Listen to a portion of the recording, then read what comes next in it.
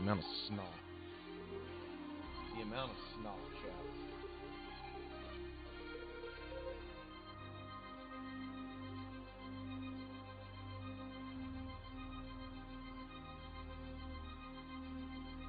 Alright, let's try that.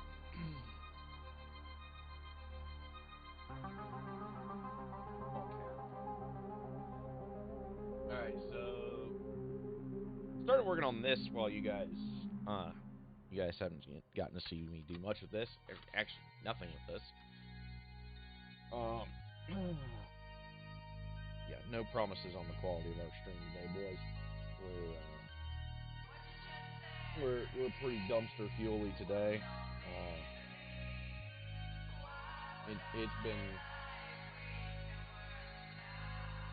pretty much like Sunday I felt pretty decent, and then yesterday I felt pretty shit.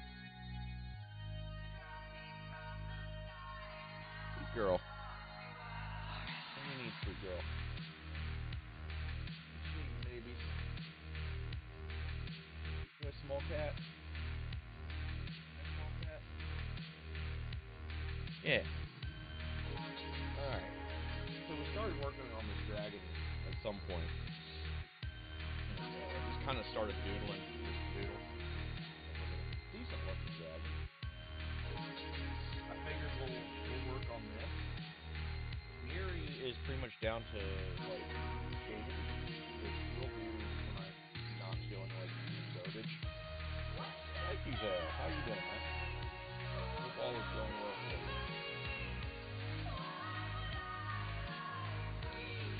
At some point, I may do some places for bars, which would be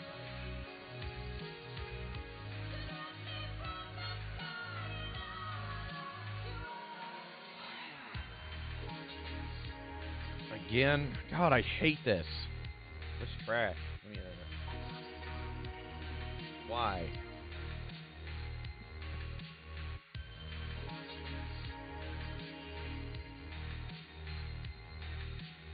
I swear to God, if this mic is dying.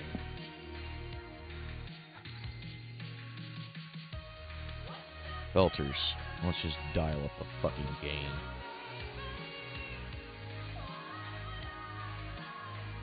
Alright, is that better? I hope.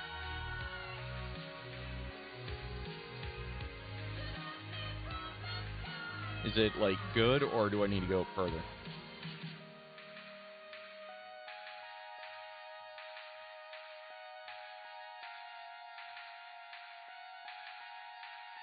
So...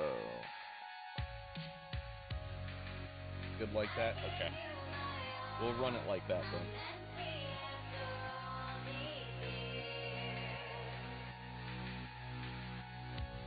Like I said, once NVIDIA changes your settings, it fucks with everything. And NVIDIA does this because it has its own audio drivers in the sound cards, which interfere with every other audio driver that you have in the audio settings, because NVIDIA thinks they matter.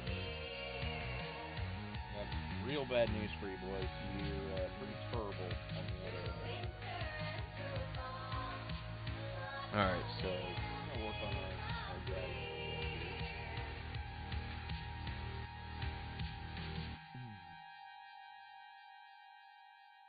Scales and stuff we need to work on a little bit.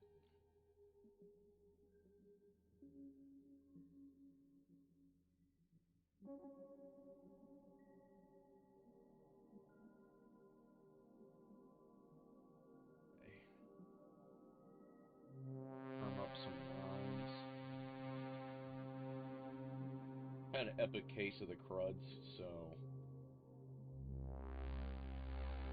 I don't know how long I'll be comfortable like streaming today, but we'll figure it out.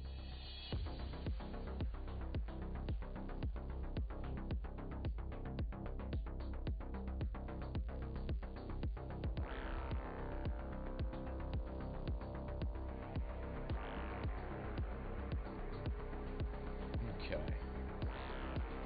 Yeah, this should be pretty decent, I think.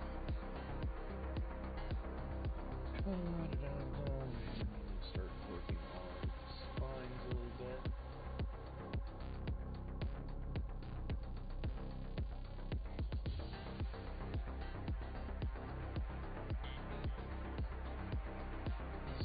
kind of cross-hatching some scales in, I guess, of some sort.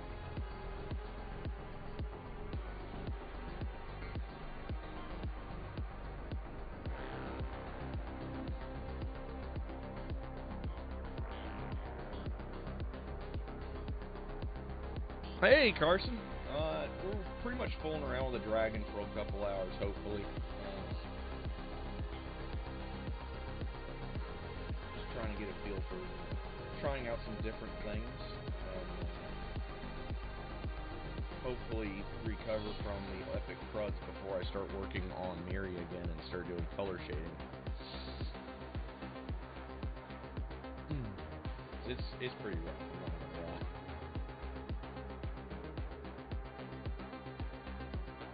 Well, I worked on the Corvette a little bit today, and it needs battery, so it's going to need some charge put onto it. Battery it's got is just weak, so I'm just going to put it on the charger. Other than that, it might need gas. I can't 100% say for certain though, because the battery's low enough it might not be kicking the fuel pump on.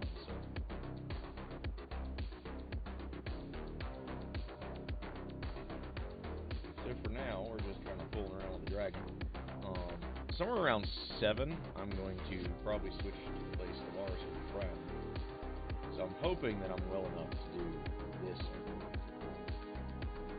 Work was a mix of can do and horrible, so it becomes a question.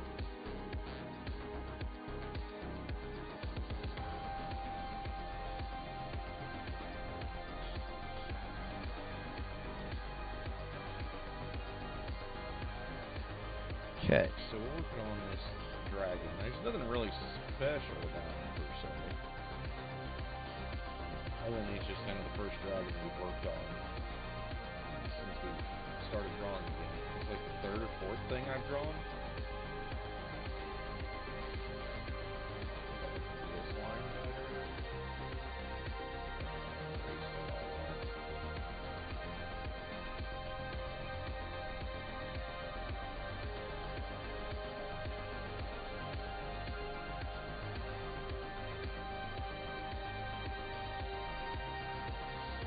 I hope you've been doing well.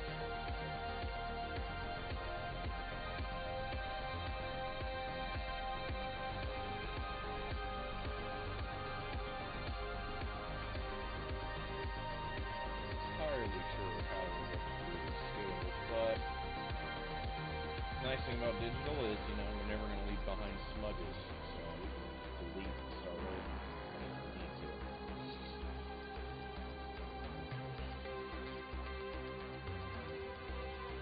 You know, that's better than not being around. Nice. You getting excited?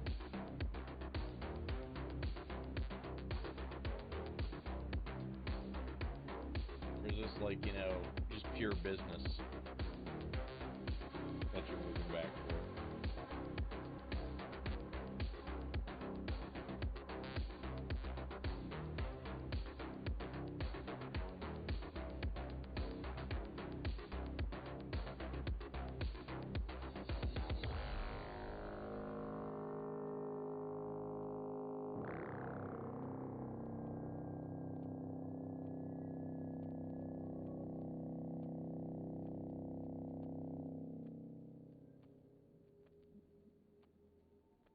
Room to relax. Holy shit. In investigating homicides, I honestly would have expected it to be the other way around. Markings that will appear on a body that is the result of satanic killings. But some of the markings are a little more subtle. There's oftentimes a cut that goes from behind the ear all the way down to the throat. Another area that's obvious in these I honestly figured you would have would be the pentagram an easier time flying it. on the right and the left side of the upper chest. This Damn. oftentimes is the signature of Damn. a priest. Yeah, that's gonna be a long drive. That is a long drive.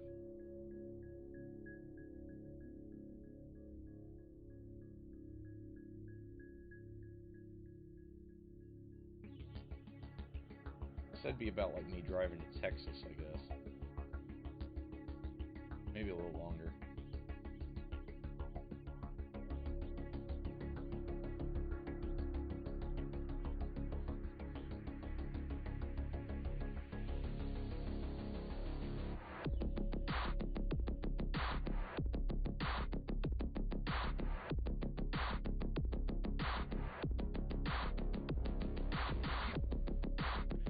They're harder to much schedule around. Sold 2 or 30 of their cars. Ouch. Yeah. Well, part of it too is the automaker's own damn fault, because they've been using these computers that are effectively like 25 plus years out of date, and there's no reason for them to be using that garbage other than they're just being cheap. And so when the rest of the silicon has gone to shit, theirs was hit first because, you know, they need the production space. But a lot of this is the car company's own damn fault. But yeah, that, and we have way too much crap in our cars now. We have way too many gadgets. I'm a firm believer that you just need 2 airbags, anti-lock brakes, maybe traction control, maybe. And use a couple old style relays for your power door locks and power windows and call it a day. They have way too many chips in their cars. Too many chips, and the chips they're using are crap. It's like a trifecta of suck in the cars.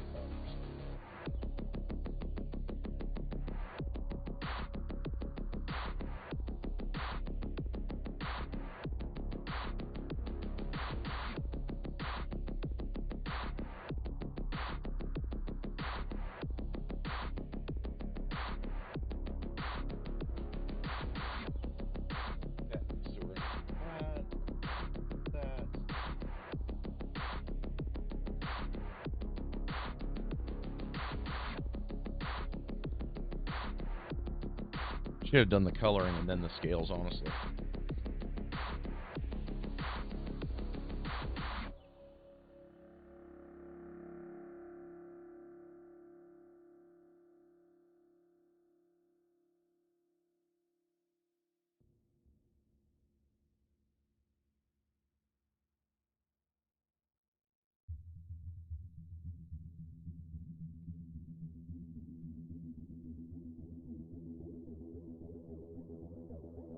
I'll try to get another stream of this in on Thursday, and maybe a miniatures stream on Friday. Trying to get back into the groove. Christmas in of itself went with it.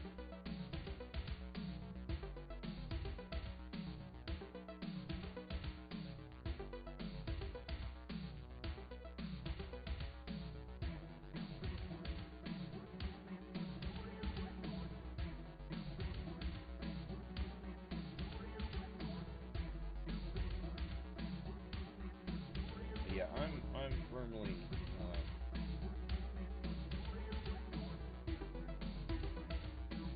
firmly convinced we could solve a lot of this problem by detecting some of the car sucking things. I'm sorry, but frankly, it doesn't matter what kind of stereo or infotainment you put in the car, right? In 6 months, you can buy a cell phone that's got more of everything. So there's literally no point in having a car that has all those features built in, because your customers are just going to end up using their phones anyway.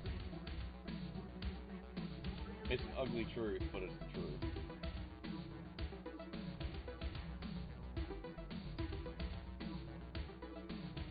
Yeah, I think I'm going to have 2 versions of this one. I think we're going to do a colored and non-colored.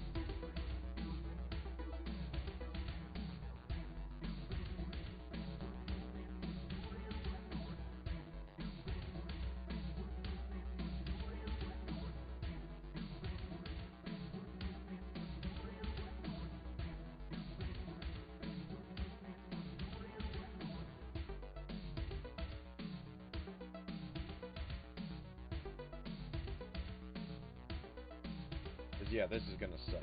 I can already tell.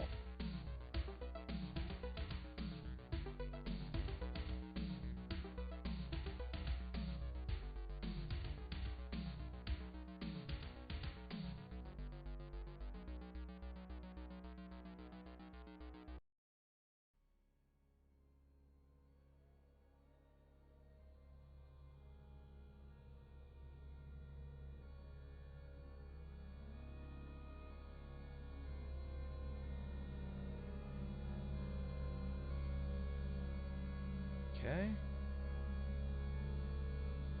Exactly. Exactly. Because on top of that, you have to learn whatever clunky ass interface the car has. Like, my car, to be honest, like, the features my car has, right now, my Corvette in particular, it's got the Bluetooth stereo. It doesn't have a touch screen on it or anything fancy. But I use the Bluetooth on my phone. I play my music through my phone. And I get as much in my friend who has a much newer car. You wanna know what he's using his to do? Just the Bluetooth through his phone. He's not a car guy or anything, a retro guy. He likes tech too. And yeah, it's just better to use your damn phone. One, you know the interface.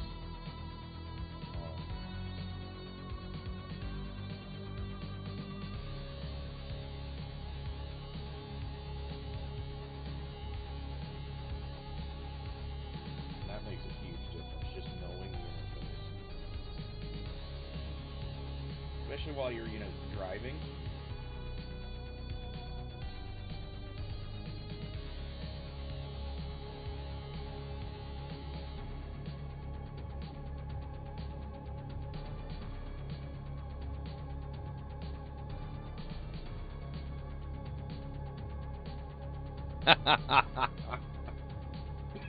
That would do it.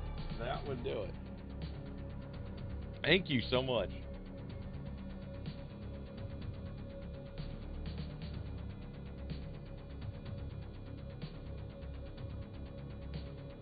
I haven't seen Faye on in a long time, but then I'm on Deja now.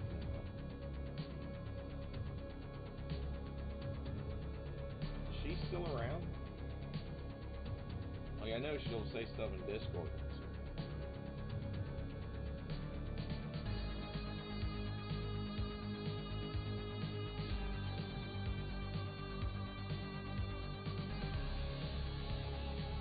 Occasionally.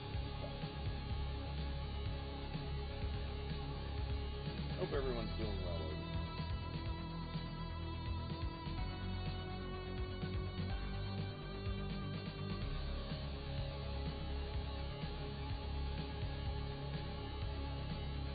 Should be fun. She was doing the League chess game.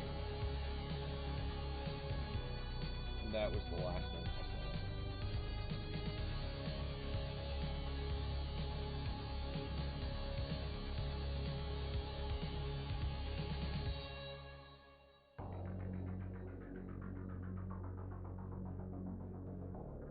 I was actually watching while at work last couple days because I've been feeling somewhat nostalgic. I've been watching Caldor's YouTube channel, the HOTS amateur events, and I missed that game. Why does Blizzard have to suck?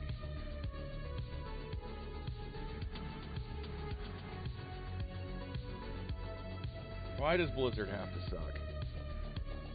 Man, I miss that game. I bet I'd be really good at it now, too. Because the last couple times I played, I was sans a very toxic individual that I used to play with. AJ, I threw him in a dumpster because I got tired of this bullshit. Couldn't handle it anymore. I was doing really well.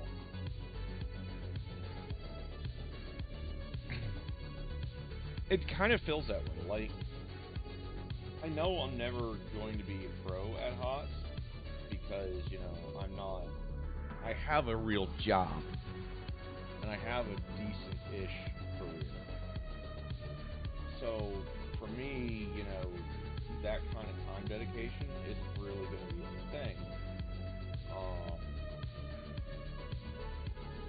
But the fact that the pro scene is gone really kind of kills your urge to be competitive. But I was getting really well at it. The last time I played for like 5 days. Went on like a whole week of just holy terror, and then like a week and a half after that. I was doing really well, but you know, carrying and everything. But then Blizzard had to go and do their thing, and the light of everything that is Blizzard came to light. I decided I would never stream a Blizzard product as long as I live until they radically change for the better. So once I quit streaming something, guys, it's pretty much going to be as far as me playing it, because y'all get an inordinate amount of my free time as well. I try to do this stuff with you guys now 2 or 3 times a week. You know, we do the D&D on Sunday.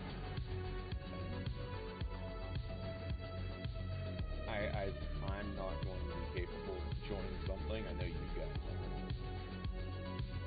And some people watch for Rage streamers, but I'm told I'm a pretty entertaining one if I do go Rage, but I can't do it. I can't live there. Part of the reason I got rid of that dude. All he did, man, he was just toxic as fuck. Like, all the time. All the time.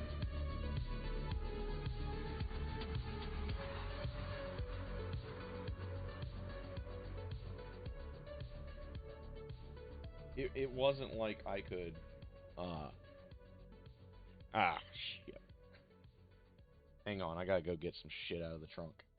I'll be right back.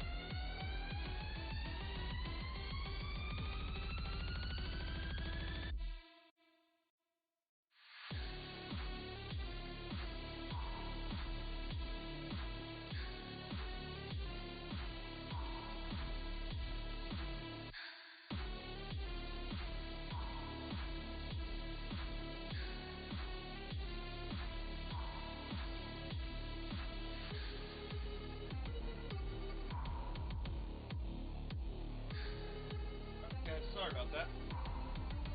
Oh, holy shit.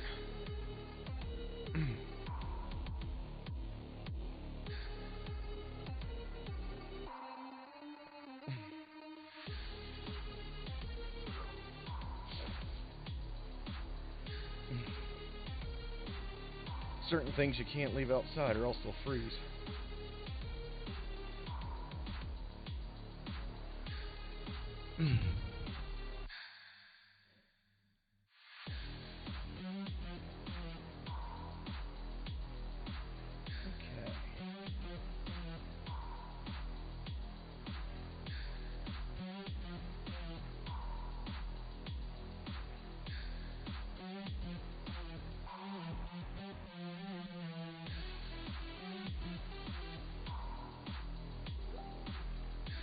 guys. I'm starting to remember how to do this scale thing.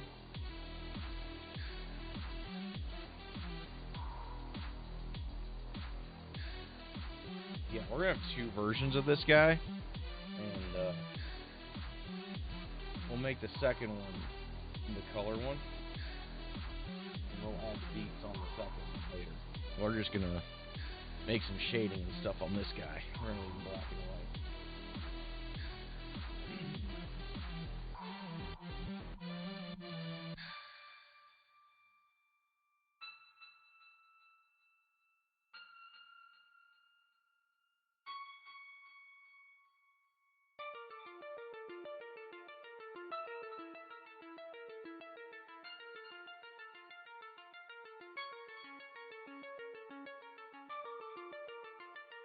That way too I can pick out the color much later.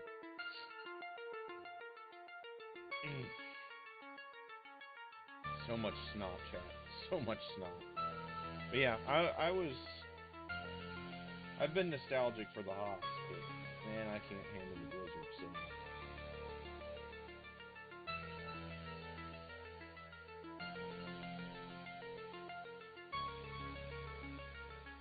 They would have to recognize the union that they've got on their hands. A certain pile of human garbage that is their CEO would have to get fired. Probably half the board be replaced. There's a fair bit of stuff that's got to happen at this point for me and Blizzard. There's just too much. Just too much. Which sucks, because, man, Blizzard made so many games in my childhood that I loved.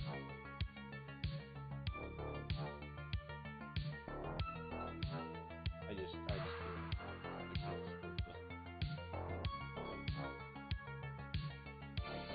I said specifically Blizzard made games that I loved in my childhood.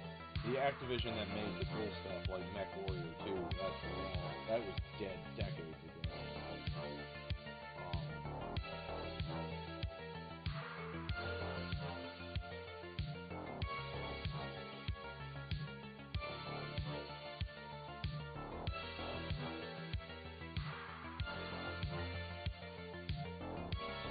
Exactly.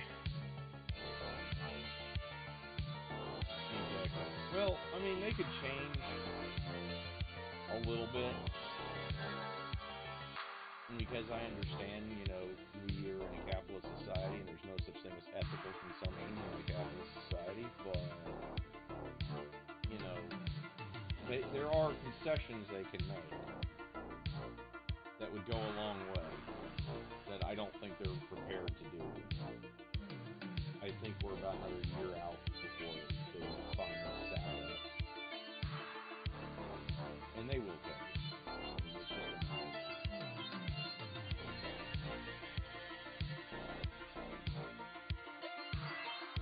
It's not like they can fire the union organizer at this point either, because she has long since flown the coop, if I understand correctly. Which is good. He takes the power out of Blizzard's hands.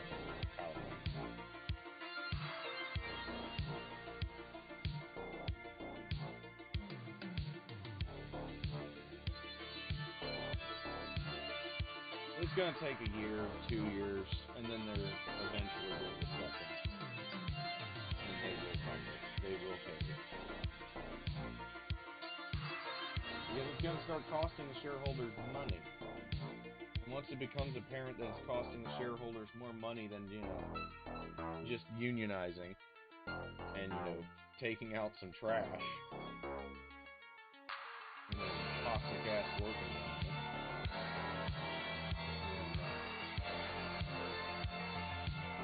I'll gladly put, Tyrael back up over there, or Tyrael Eldrowan back up over there, Tyrael back up in my PC, and do 2 to 3 hot streams a week. No problem. Sure, whatever time I'm not spending playing D&D or any of that shit, I'll go right to the stream. And then I'll get good.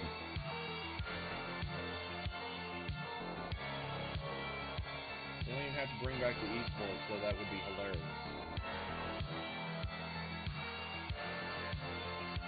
If they did, I'd probably try out. Because if I found out that Zuna was going to be playing again, I would totally apply. Because I know I'm better than that way.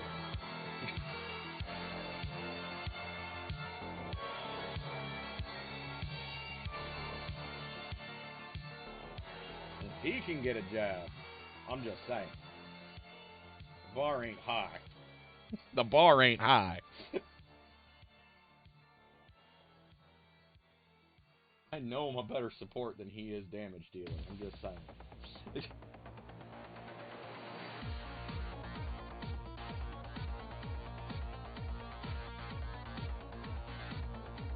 My baby Rhaegar play? Yeah, I could totally do it. I could totally do it, baby Rhaegar. Get all over it.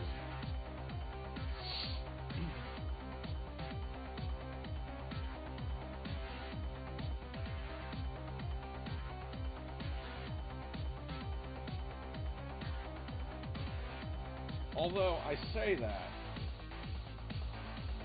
and I just remembered their salaries were really bad. I'm pretty sure I was making more money a year than half of those people were playing, at least for the NA teams. They were just making whatever Blizzard threw at them. It was only like, what, 30K? So, and again, maybe not a good idea. Blizzard would have to break out ye old checkbook. At least make it double my salary. I'm just saying. What I'm making now, double it, and then I'd think about it. Because I do have, pension too and all that.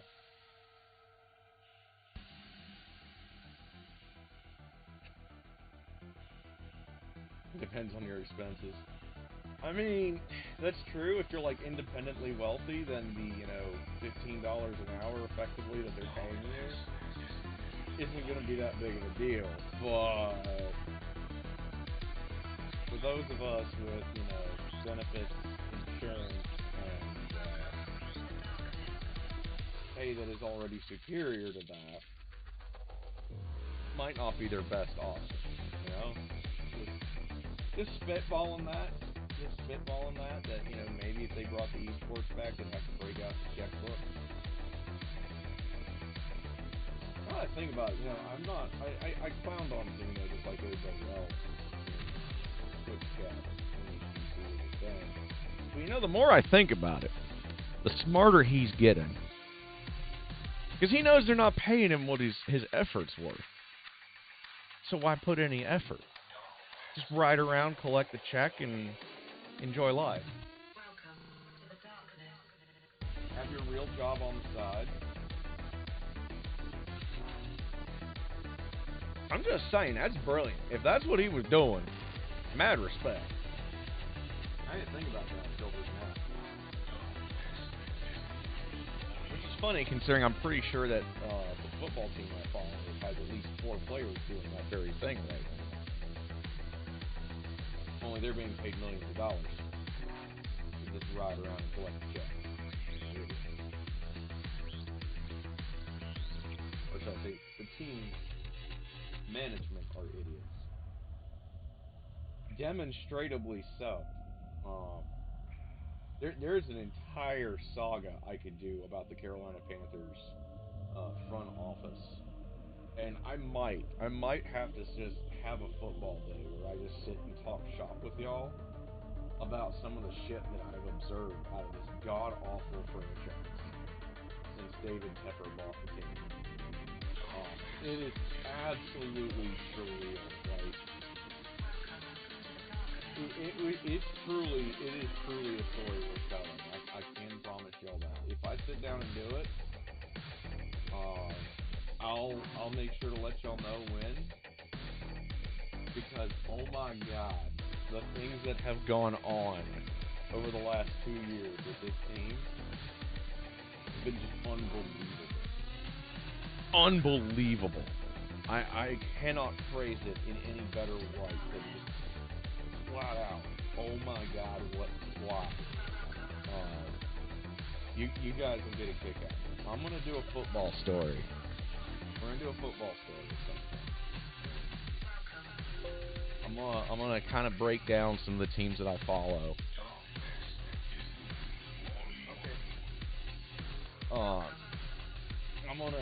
We're gonna have a football story day. Yes, I do.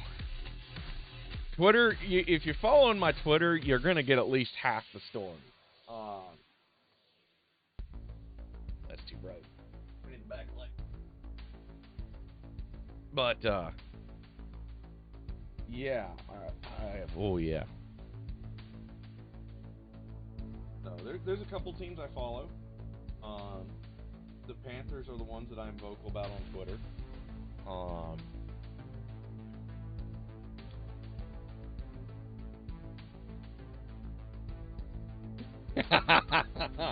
So Rule is our idiotic head coach.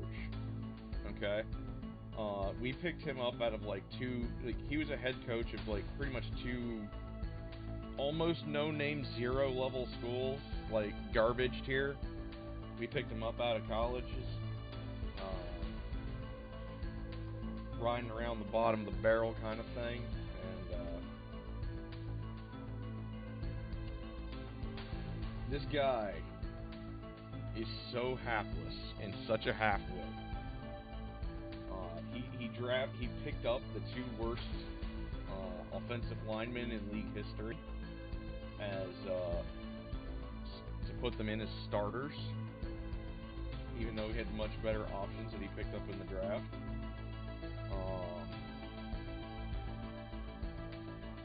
I don't know what the hell he was thinking. His quarterback selection was at best describable as what the fuck, man? What's wrong with you?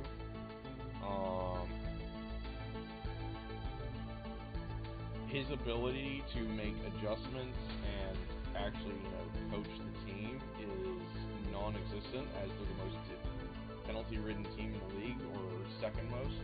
We're always like this with the bottom of the barrel and the most penalties in the league since he's been here. But this year in particular, we have really taken the cake on it. I could write a treatise on Matt Rule. The dude reminds me a lot of my dead boss. Which is not to say that there's anything good about him.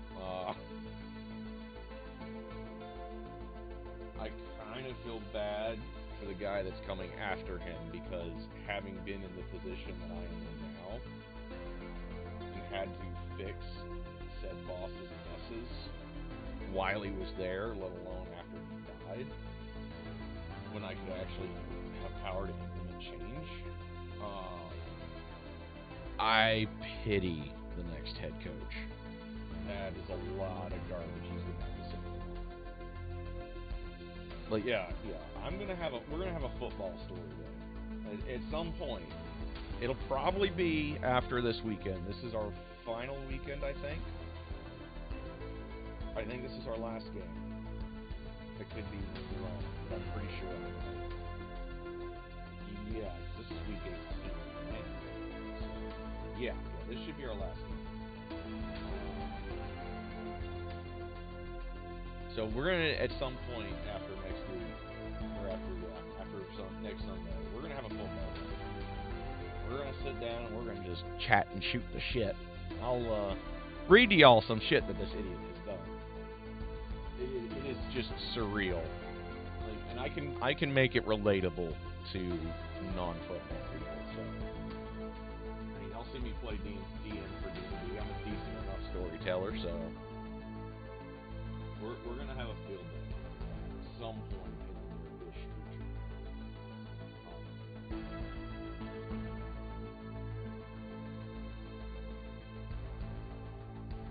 future. You don't watch football. I'll make it relatable.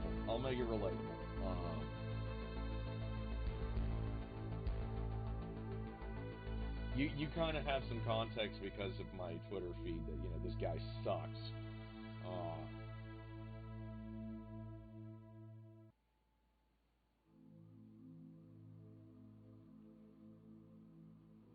a good non-football way to describe this guy would be, imagine the worst boss you've had working at like the best job you've ever worked otherwise. The boss is such dog shit that it makes you hate your job. Okay? It's something you've always wanted to do your whole damn life, right? You've always wanted to do whatever. Okay? This guy is so bad, so foul, just such an ignoramus that you dread going into work. And I'm 90% sure that's how the guys feel playing on this team right now. They have the dream job that they've always wanted their entire lives. They've put all of their passion and energy into it, and they got a clown who's just terrible clown at that. This guy's full on narcissist. He's a pathological liar, and he refuses to take any form of accountability for anything he does wrong. And that is your boss, okay? And you are always to blame for everything he does wrong. That is this coach in a nutshell. So we're gonna have a good time explaining this one. I think you guys are gonna enjoy the story. I really do. There's a lot of good moments that have kind of come to light over the last couple of weeks, especially. Hell, I'll pay for a sub for at least a month to The Athletic so I can read you guys a story that I've had mostly spoiled for me that is just extraordinarily damning. Oh, no. No, this is dog shit tier boss.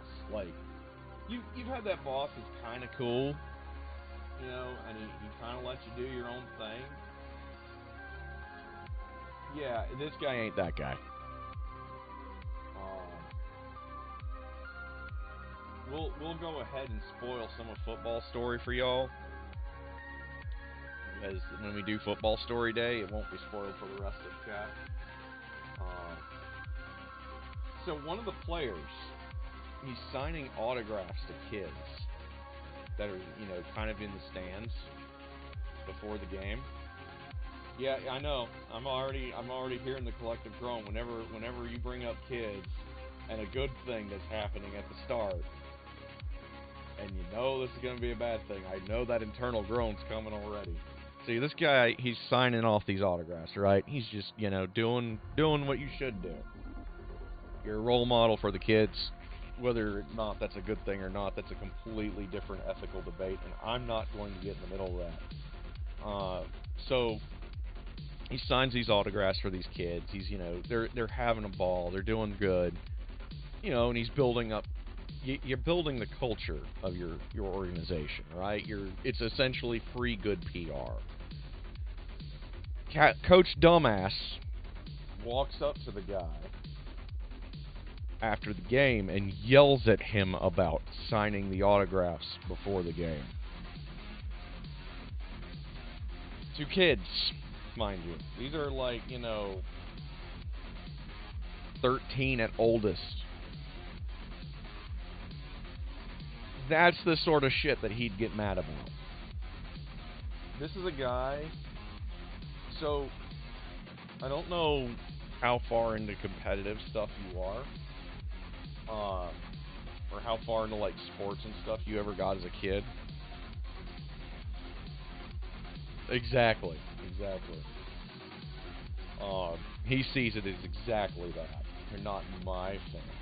Yeah, exactly. That is exactly the mindset that Coach Rule exists in. So, in any organization where you're relying on a very, very select few people who can truly do the job and truly do it well,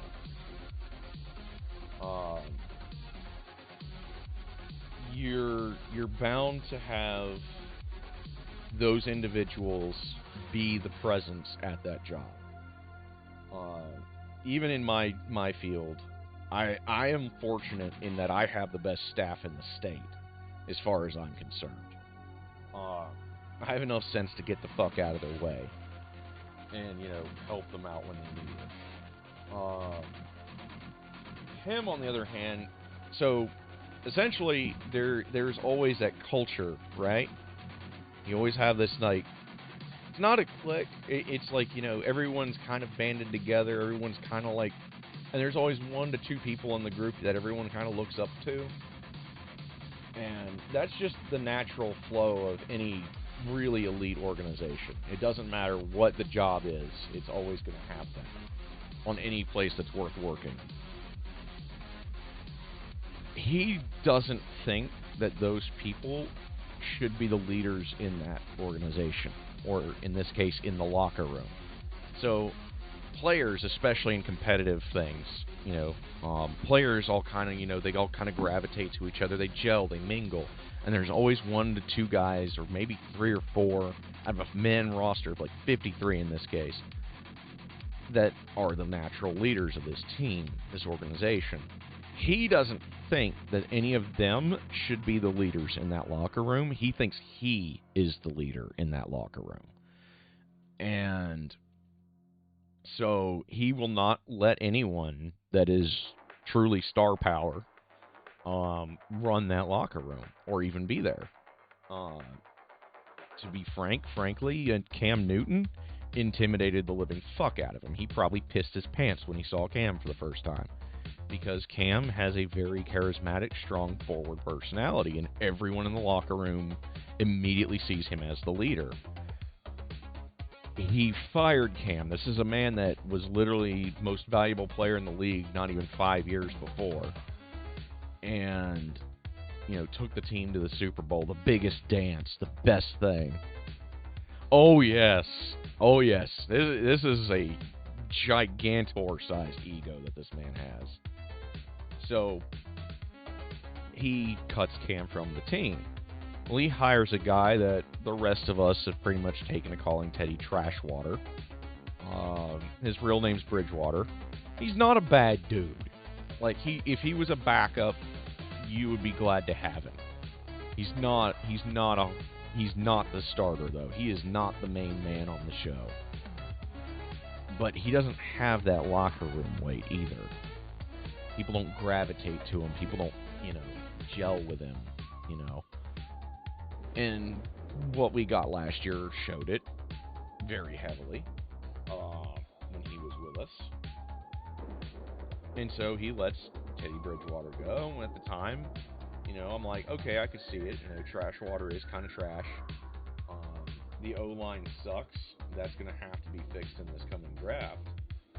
And the draft at first looked great come draft time. So essentially you get to pick your prospective hires, right? Well, draft day comes around. He makes this just seemingly at first amazing draft, because we took up this really awesome left tackle. So he's like, essentially the tank. Okay? Left tackle is essentially the party's tank. You have 2 tanks. You have right tackle and left tackle. Okay, left tackle is literally the guy protecting everyone's blind side, because the left side, 99.99% of every quarterback is right-handed. They're going to be blind on this side. They're not going to be seeing down here, because when you go to throw, the motion is this, all right? So you've just cut off all of that peripheral vision. They call that the blind side, okay? We have that tank that is superlative in this draft, right? We've got a guy that is a guard. It's kind of like your off tank. Guards are like your off tanks. They're the guys that make up the middle, and then you have your center, who is also a tank. And their job is essentially to keep the DPS from getting flattened by the raid boss. The raid boss's job, in this case, is the enemy team's defense. So what do? Well, free agency comes around. We never drafted a quarterback, and everyone's like, well, what the hell are we going to do, because we just released Teddy Bridgewater. We don't have Cam Newton anymore either, because he's working with, at the time, New England Patriots. And we're all like, oh shit, what are we going to do? So Matt Stafford's contract is up in the Lions, and everyone's kind of thinking that would be so badass. This guy, Matt Stafford, he's going to be a Hall of Famer. Regardless, at this point, he has pretty much cemented his way in. Doesn't matter what he would have done for us at this point, and he had a dog shit team to play around. He was hyper carrying just straight out feeders, and so at this point we're all like, okay, so maybe he's going to grab Matt Stafford. That would be brilliant. We come out of this with a new O-line, a new quarterback. We could do this. And then, the Aaron Rodgers saga started too around this time, and everyone's like, could Aaron Rodgers come over to Carolina? And I immediately knew that was off. I didn't want Aaron Rodgers over here in the first place. It's like, oh, this guy sucks. So I don't want Aaron Rodgers. Because he's a prima donna through and through, and he's toxic as fuck. So I'm like, I don't want him here. No one in their right mind's gonna want him there. So instead of literally 4 different really good candidates that he could have grabbed in free agency, what does this bozo do? He goes to the New York Jets, who are the worst team in all of football for like 18 years running. Even counting the Cleveland Browns into that mix, the Jets still managed to stink up the joint that bad. So they go to the Jets and take their guy. I don't know who Sam Darnold is. So I go looking on YouTube. I look at his highlights and his lowlights, and I'm like, well, they had the 31st ranked offensive line, so all their tanks were trash. Like, we're talking like we're trying to play in Grandmaster number 1, and all of our tanks are, Bronze 5. This team ain't going to get very far. That's what he had to work with. So, and I was like, well, the highlights look promising, and the rest of the time he was just, being steamrolled, so maybe we can get something out of this. The first 3 games go by.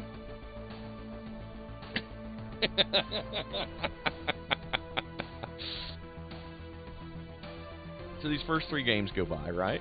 And we're 3-0. We are. This team it's starting to look promising. Like, there's some seriously shaky, janky crap going on.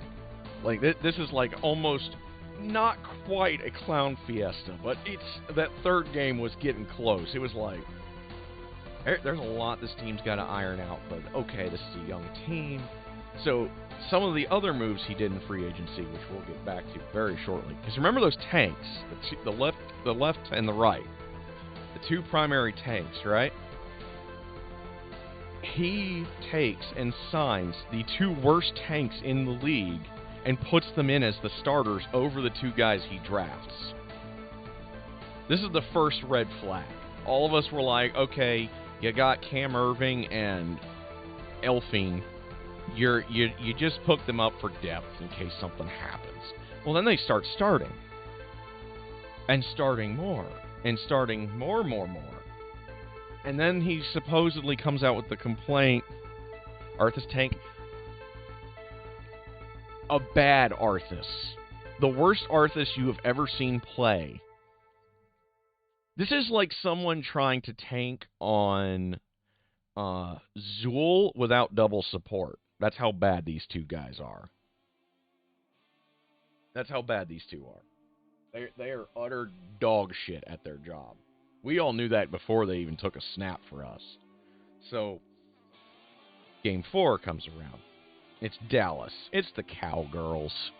They have to look at a VHS tape to see their last Super Bowl win. So, that should tell you exactly Mav's level of seriousness anytime the Cowboys are involved. I immediately am like, it doesn't matter.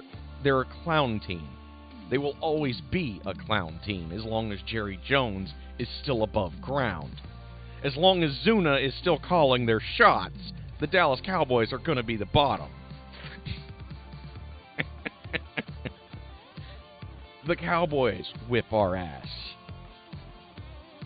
At this point, the brakes are getting put on because all of a sudden that defense that we had that looked really good, ranked number 2 in the league. So our raid bosses were doing the job to wreck their offenses. All of a sudden looked really kind of sketch.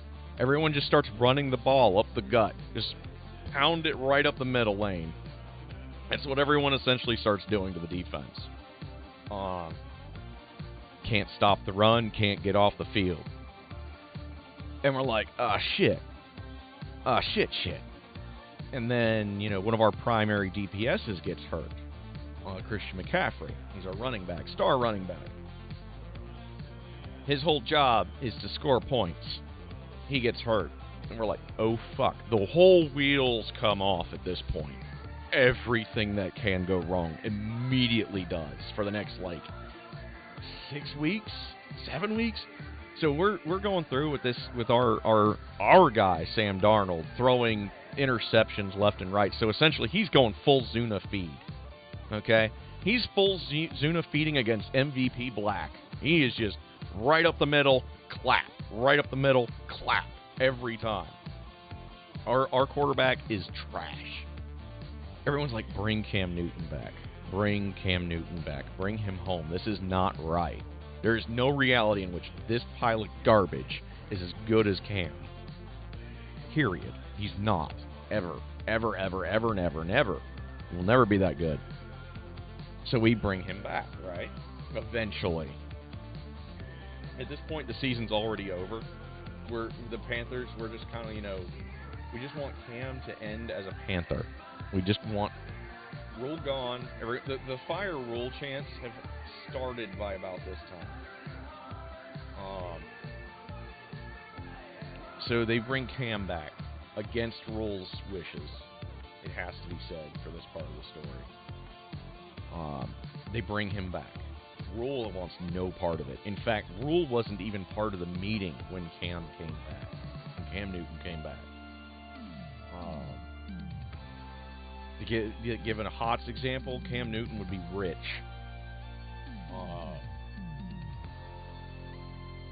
So the coach isn't even present for that meeting, right?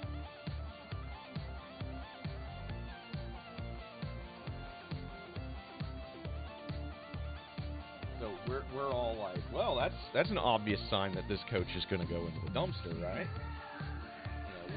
We're now overriding the coach, and we as a team on social media have realized we can social media bully this team into making smarter decisions. So immediately we all jump on the offensive line that has been just dog shit from the start, and start Brady Christensen, get us our tanks, get Deontay Brown out there, and get Christensen out there,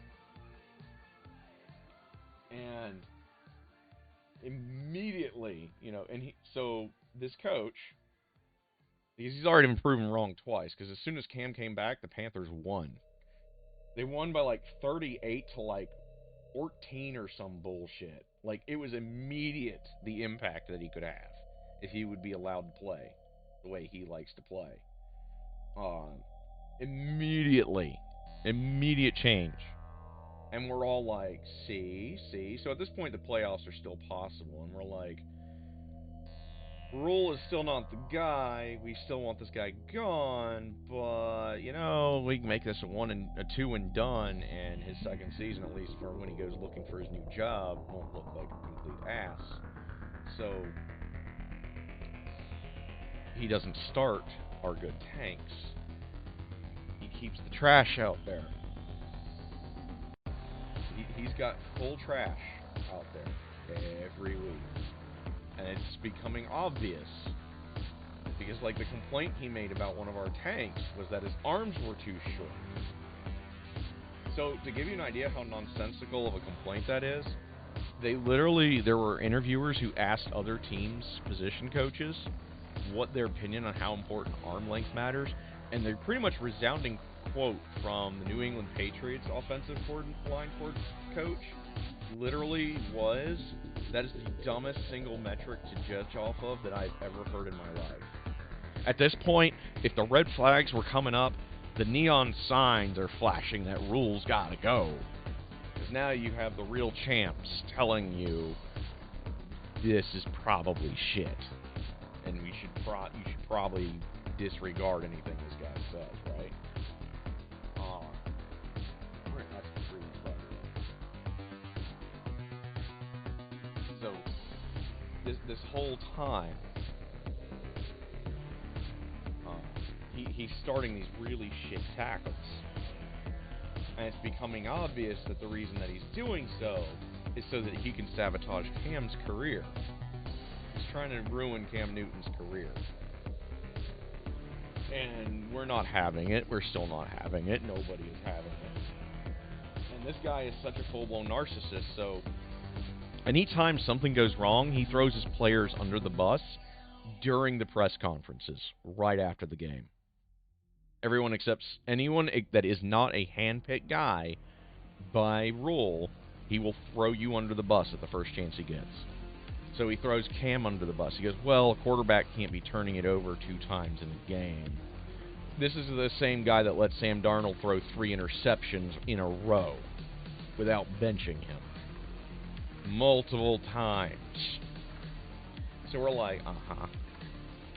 Oh, yeah, this guy is full-on jackass.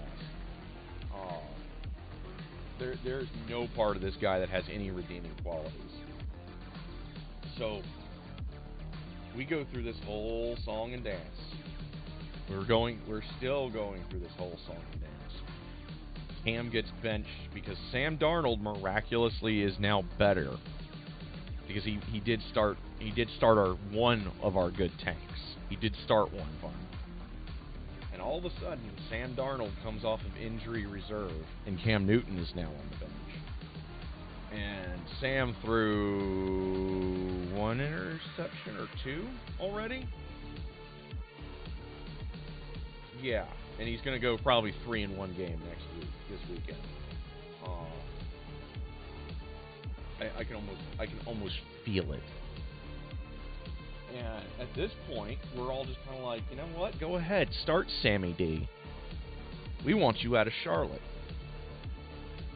Allegedly, so the sports report came out not too long, like within the last 5 or 6 days. The Athletic released a report where basically the reporter did a whole bunch of interviews with coaches and stuff around the league, asking about Coach Rule and what they thought of him. The words clusterfuck, clown show, dumpster fire, 3-ring circus,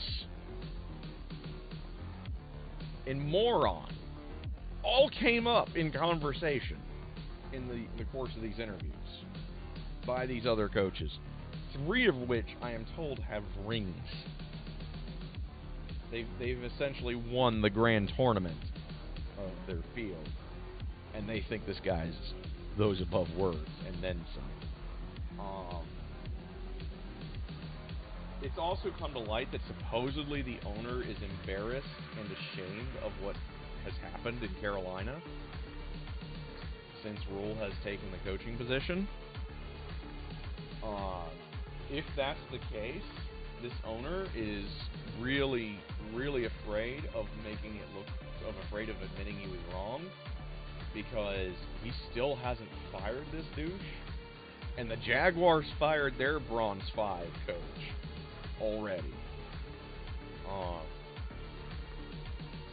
This coach is also such a narcissist that he has said, as a defense for how bad he is at the job, how sweet. He said as a defense that, you know, it took Jay-Z 7 years to become an overnight sensation, and he had to buy his own record label to get produced. I'm not shitting you. Those were his exact words. I am not misquoting. He says, I tell my players that all the time. First of all, I doubt most of those players even know who Jay-Z is, because these guys are 25.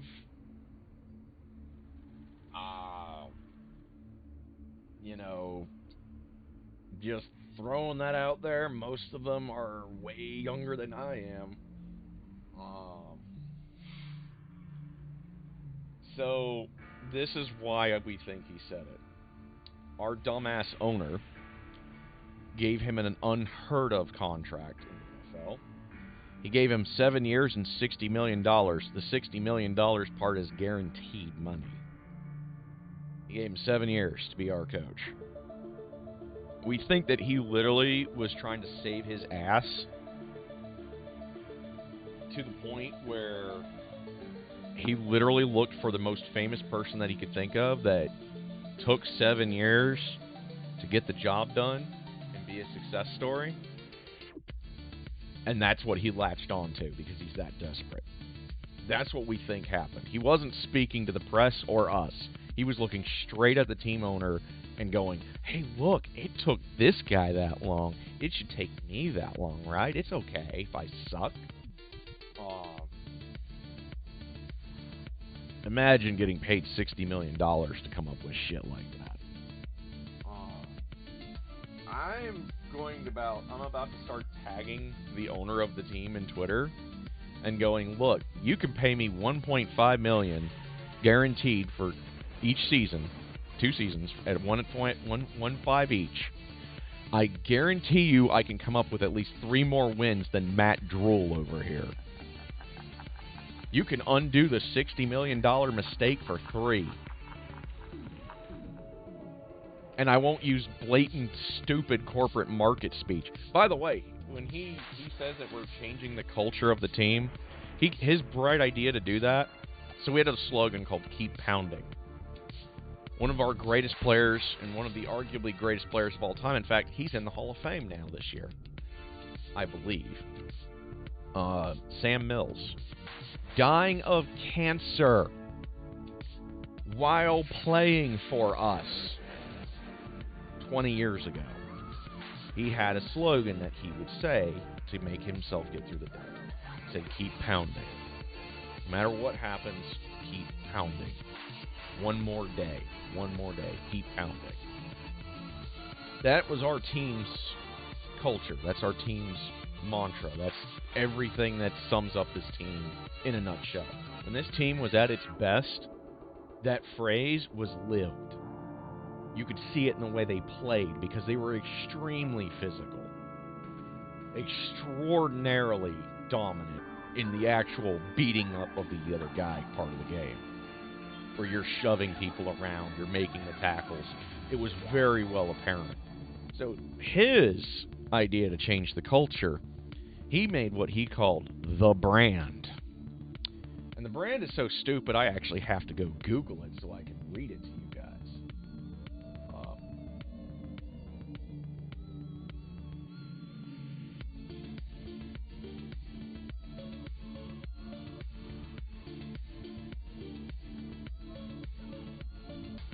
Let me find the brand, chat.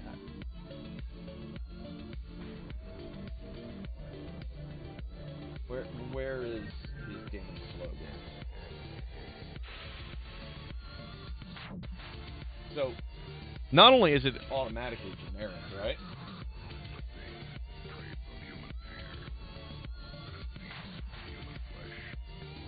Okay, it's so bad that it's not popping up on the first 2 pages of Google. So the brand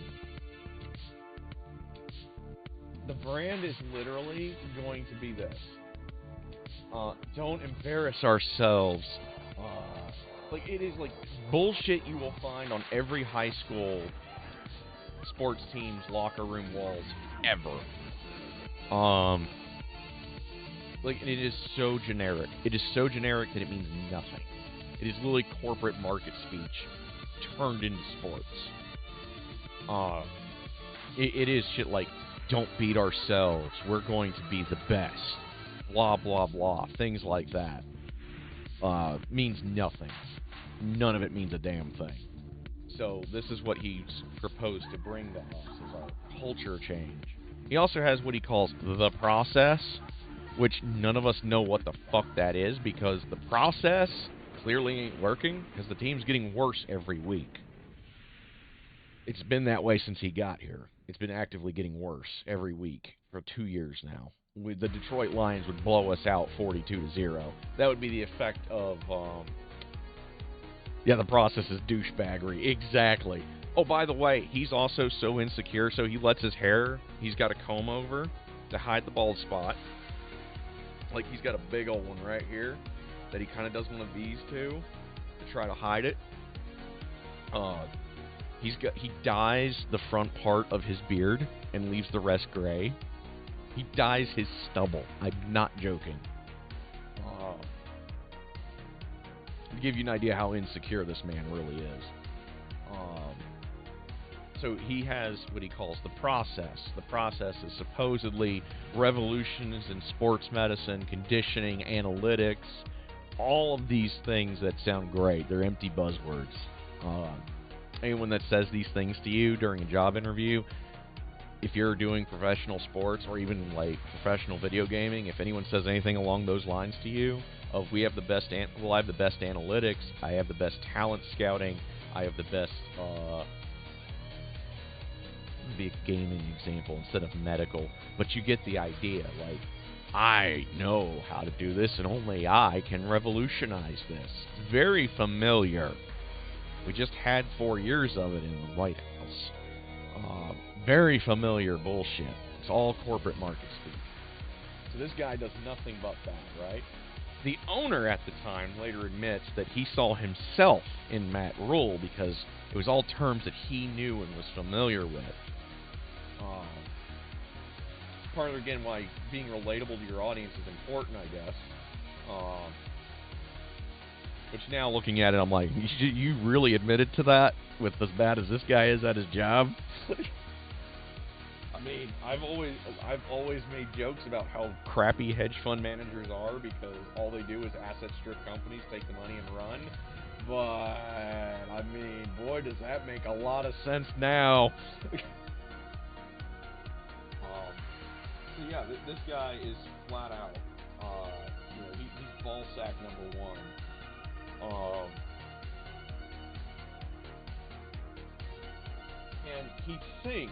And he thinks he's so clever. Like, he legit thinks he's the smartest guy in the world. Which, I mean, to be fair, he conned, $60 million out of a hedge fund guy, so what do I fucking know? Maybe he is smarter than I am. He has said shit like the following, that he could have taken a higher paying job at LSU, but he wanted to be here in Charlotte with our guys. He has told the players this. That is effectively like telling your girlfriend, hey, I could have cheated on you 500 times. You should be grateful. Like, it's that kind of level of douchebaggery.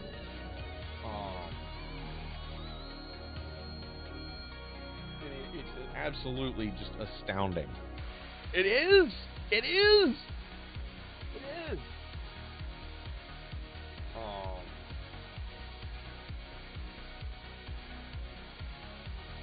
Like, it is absolutely phenomenal. And, like, this owner should have been able to see through all of this crap to start with.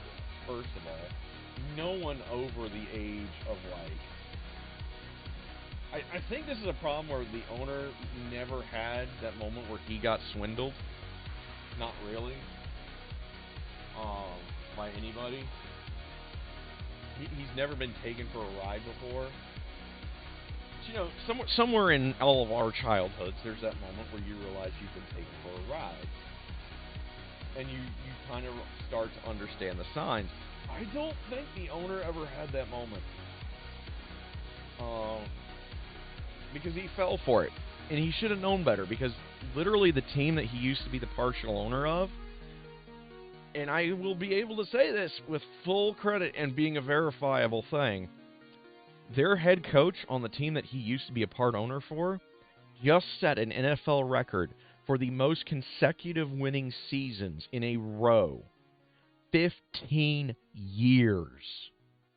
2 Super Bowl appearances, 8-8 playoff record, 1 Super Bowl win, and the highest win rate of any active coach in the NFL, because he has a 15-year straight win-loss record of being in the positive. No one in the history of the NFL has done 15 seasons in a row that consecutively. Not even Bill Belichick. And he had Tom Brady. Nobody has. So this owner should know better. He has seen what a high-caliber talent looks like. We know he has. But then in the last 3 days, rumors came out that Tepper, while he was part owner of the Steelers, wanted to fire their head coach. Mike Tomlin. So we're all kind of like, maybe he's just that stupid. Which is just the ultimate slap in the face that these people can make that much money and be that stupid. You don't look at a record like that and go, blow it up.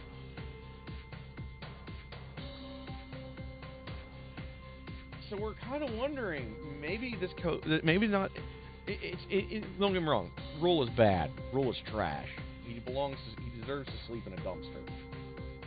He's going to actively get a player killed on that field just because of his players' choices.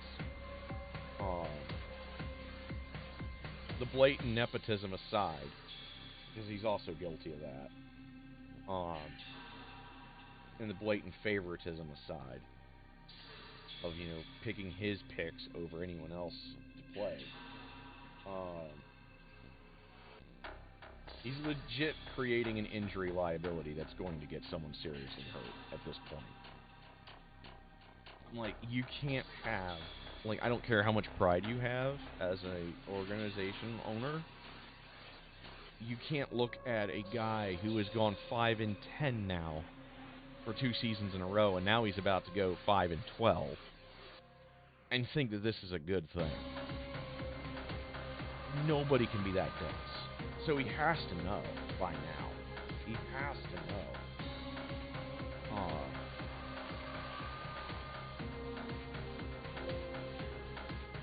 So yeah, this is our Panther saga now. Like, this is where we're at. We're all sitting here like, you can't be this fucking stupid, Tepper. We know Rule is. We know he is. He lucked into whatever he had going at Temple and Baylor. We all know that. But you're supposed to be this genius hedge fund manager guy. One of the stories about Tepper is that once he hit it big, he bought a boss's house for a couple of $1 million. A former boss of his house. Burned it to the ground and then pissed on the ashes and sent the guy video of it. Somebody that's that damn spiteful and petty should easily be willing to just be like, it's the dumpster. Go dumpster diving. That's where you belong. I'll give you Greyhound tickets to Alaska.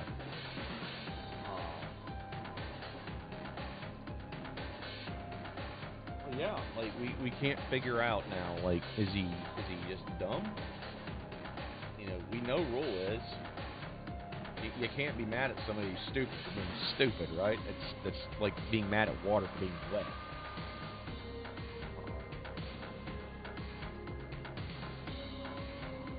But yeah, we're pretty sure at this point that that's where we're at. Like, we have a new.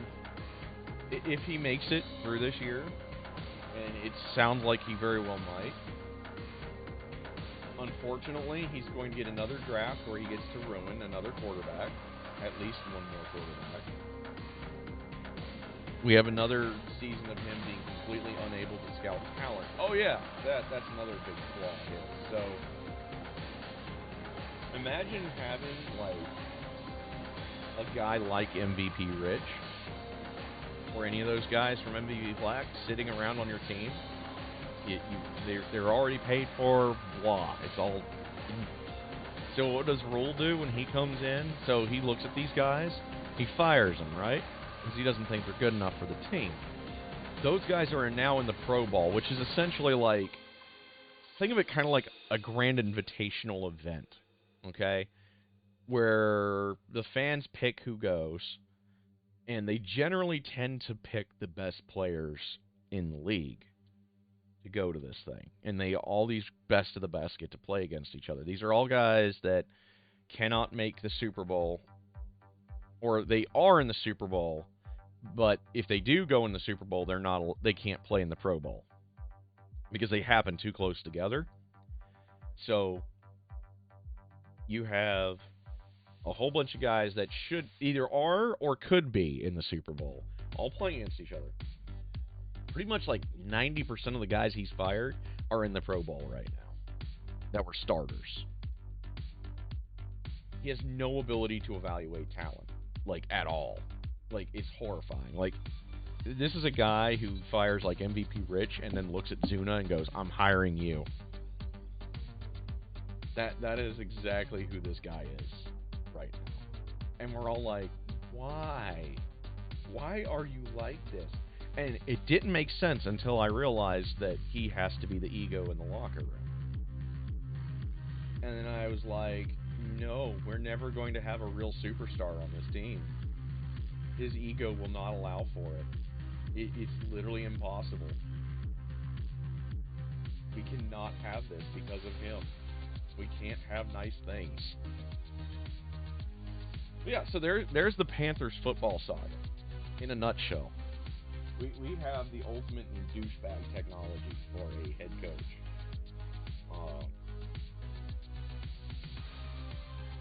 No one knows what the process is. We only know it's supposed to apparently take 7 years now. So we've already written off next year if we're stuck with him. Which, you know, if Rule keeps him for the full 7, Rule is a dumber man than even I thought he could possibly be.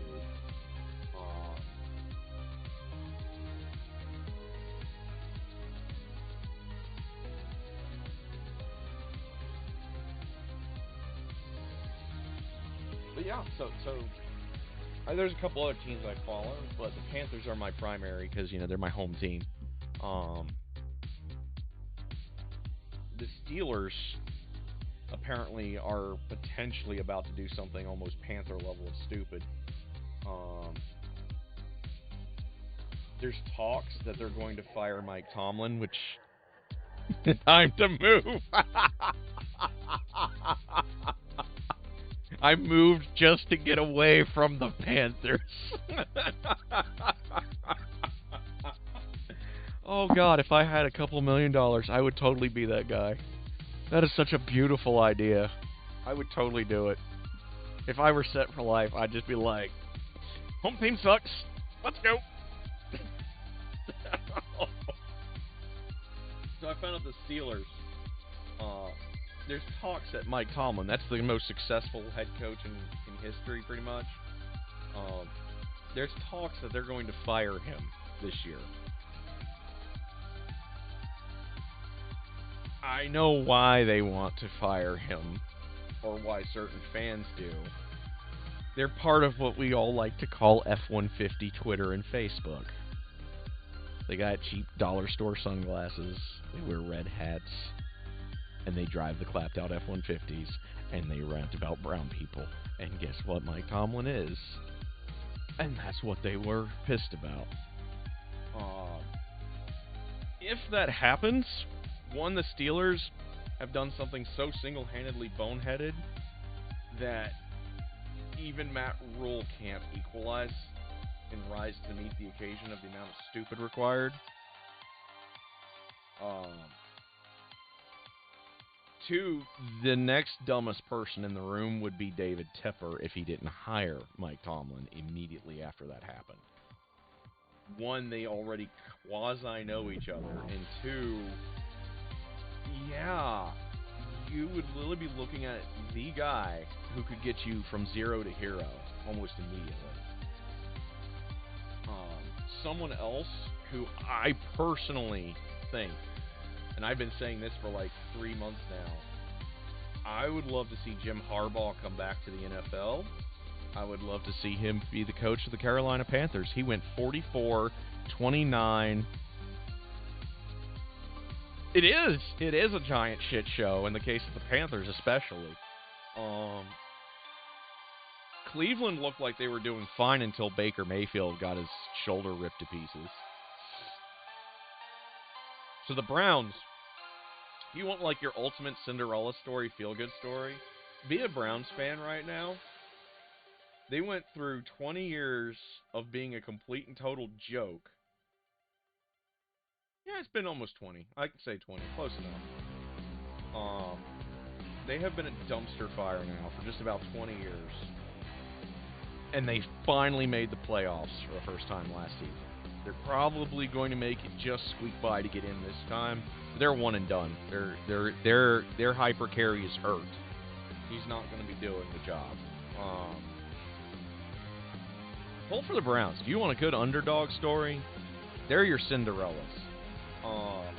This team has been dog shit for pretty much, frankly, most people's lives that are on Twitch. And now they're, like, good. And their fans are just so loyal. I've not seen a more loyal fan base in the NFL. They always pack their stadiums. Always. Even in the worst years, in the worst weather, they will still go. Did you just call me old? I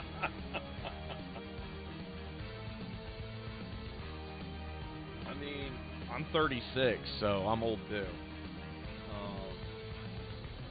By Twitch standards, I am the old man in the room. But,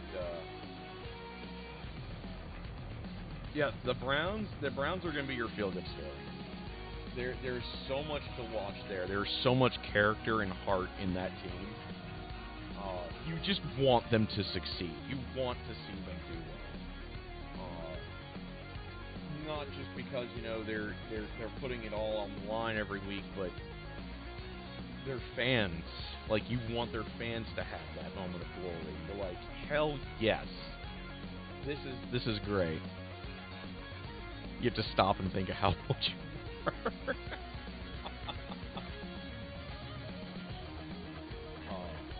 But yeah, like, we could, you know, there are a lot of really good teams that you can root for. A team that I started rooting for because he left the Lions was the Rams. Because Matt Stafford is playing for the Rams. I'm a big Matt Stafford fan. The Lions are kind of in the same vein as the Browns. They always suck. I like an underdog. What can I say? I like the scrappy underdog story. And the Lions and the Browns are just about the teams, though. The Lions still won. Except there's no feel-good things for them. It's only pain. So Stafford is now playing for a really good team. And that, you know, it's great to watch. This guy is just phenomenal at the job. I was hoping he would be our hyper carry.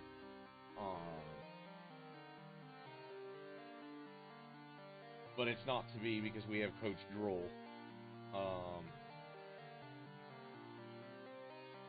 Good old Drool. Yeah, his name is Drool, and I'm calling him Drool. I know it's very high school of me at best, but, you know, he deserves nothing more. But yeah, the Rams are great.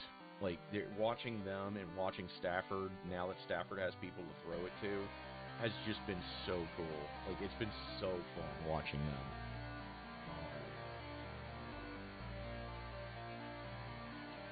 Another good one to watch would be... Honestly, as much as I love to hate the guy, I did gain a ton of respect for him for winning the Super Bowl last year. Tom Brady. The Buccaneers, look, if there's a time for you to join an NFC South team, it's when they're hot. And the Buccaneers are going to be that way until Brady retires. It's just a fact of life. And even when he retires, I bet he becomes head coach. I would be willing to bet money he would never leave football. He's going to always be there. The Buccaneers are just scary. With Tom Brady at their command is scary. Legitimate respect for that group.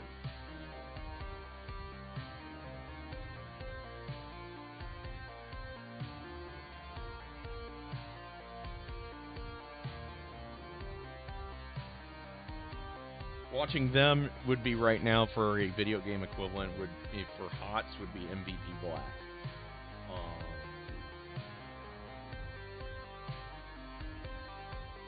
Yeah, they're the fatality of football right now. Which I know everyone in this chat's old enough to know who that is.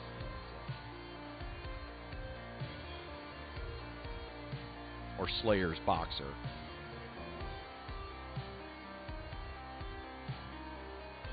Great little saga to watch. Great saga, because we had the question answered. Who was it? Was it Belichick or Brady? And now the answer is probably it was Brady. Do I think the Patriots are going to go all the way? I don't know. I think they might.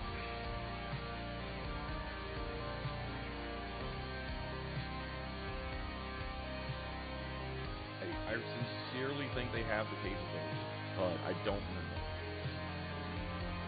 Because the Steelers are a thing, and man, Mike Tomlin, that group is looking so good again. I think that the Steelers have a legit shot to go to the big dance, and I hope that they do. One, it gets the Patriots out by default because they're both AFC teams, so they would have to play against each other, and the Steelers would have to win.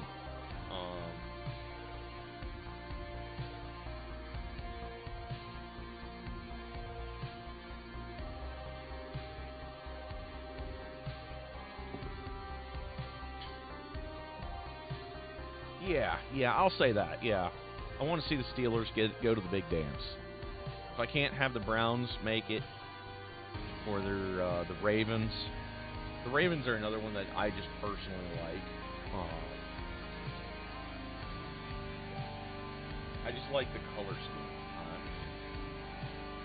It's black, purple, and white. I mean, how baller is that? Nice.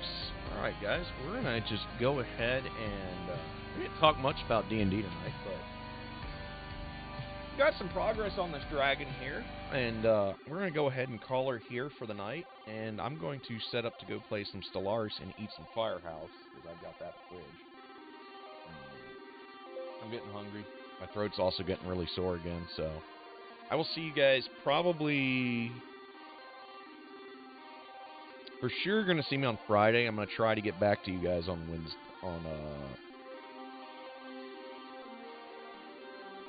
That would have fit the bill.